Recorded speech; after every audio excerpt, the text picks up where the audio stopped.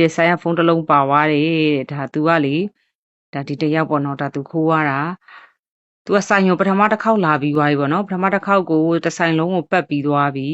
ဒါနောက်တစ်ချိန်ပေါ့နော်ဒါနောက်တစ်ချိန်သူ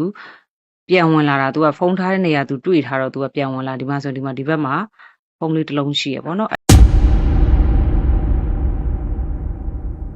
အားလုံးမင်္ဂလာပါအခုမြင်တွေ့နေရတဲ့ဒီဗီဒီယိုလေးဆိုရင်အထက်ဆိုင်တစ်ဆိုင်မှာပေါ့နော်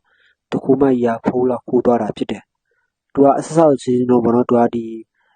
အထည်တွေကိုပေါ့နော်ဒါသူကဘယ်လိုလဲဆိုဈေးစစ်တယ်ပေါ့နော်ဈေးစစ်တဲ့ဝင်မလို့ပါတယ်လို့ ਨੇ တကယ်တော့သူကမဝယ်ဘူးပေါ့နော်ဒါသူဈေးစစ်လို့မရတဲ့ကမှာမဝယ်ဘူးပေါ့နော်ဒါသူဒီမှာအာသွင်းတာနဲ့ဖုန်းခိုးသွားတာပဲဖြစ်တယ်ဒီဗီဒီယိုလေးကိုကျွန်တော်တို့တူတူကပေါ့နော်ကြည့်စုကြအောင်ခင်ဗျာ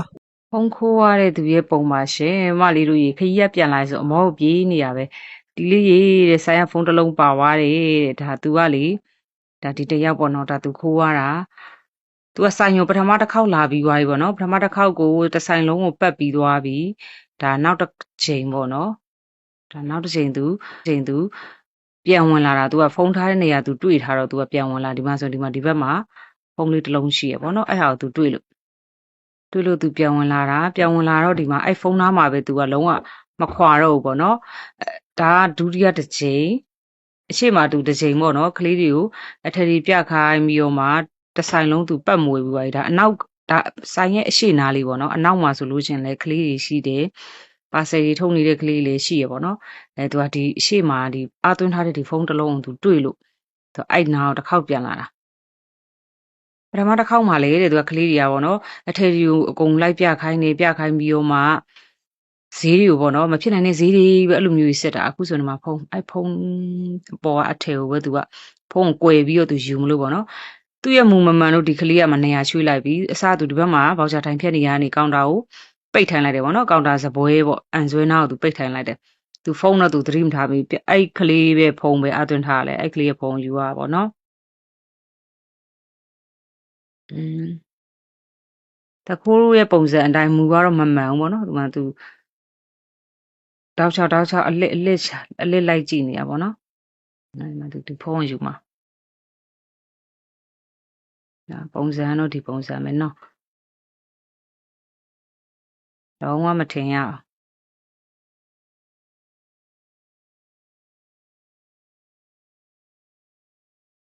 ပတ်ရှာလေပြီးတော့လုံးဝမမှန်ဘူးပေါ့နော်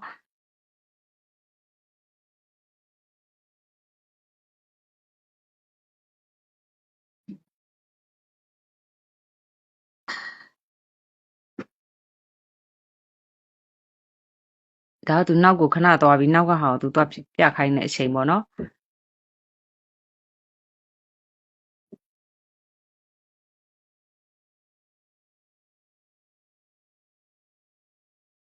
ဒါသူရှိပြန်ရောက်လာပြီဒါသူဒီနာအထည်ကိုပဲသူဒီနာအထည်တွေကိုပဲသူပြခိုင်းနေရပါတော့အဲ့ကလေးဆိုလဲဒီလေးတဲ့ပထမတစ်ခေါက်လဲအကြာကြီးပဲပေါ့နော်တမီးတို့ဈေးတွေဆိုလဲသူပြောတဲ့ဈေးတွေကကိုရောင်ဘလို့ကိုရောင်ဝယ်လို့မရတဲ့ဈေးတွေနေပဲဖုန်းနေရချွေးလိုက်ပြီဟိုဘက်ကနေဒီဘက်ချွေးလိုက်သူ့ရှေ့ရောက်သွားပြီအဲ့ဒီထမိန်ခန်းရောင်လေးရဲ့အရှိကိုရောက်သွားပြီပေါ့နော်ဒီမှာသူ့ရှေ့နာမှာဖုန်းက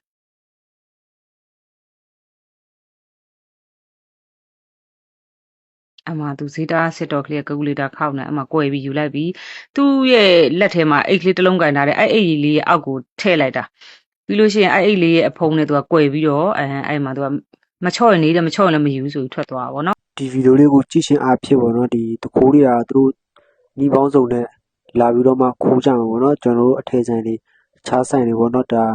တတိထားဖို့အတွက်ကျွန်တော်ဒီဗီဒီယိုပြန်လည်ပြီးတော့ဝေမျှပေးခြင်းဖြစ်ပါတယ်အစားဆုံးကျွန်တော်ပြီးတော့အားလုံးကိုကျေးဇူးတင်ပါတယ်ကျွန်တော်တို့နောက်လာမယ့်ဗီဒီယိုမှာပြန်လည်ဆုံတွေ့မှုအတွက်လည်း channel လေးလည်း like subscribe လုပ်ခြင်းပြီးကူညီကြပါအားလုံးကျမ်းမာချမ်းသာကြပါစေအလောက်ကများအဆင်ပြေလည်းမိသားစုများအဆင်ပြေပါစေလို့ကျွန်တော်ဒီနေရာနေပြီးတော့မှအားလုံးအတွက်ဆုတောင်းပေးပါတယ်ခင်ဗျာ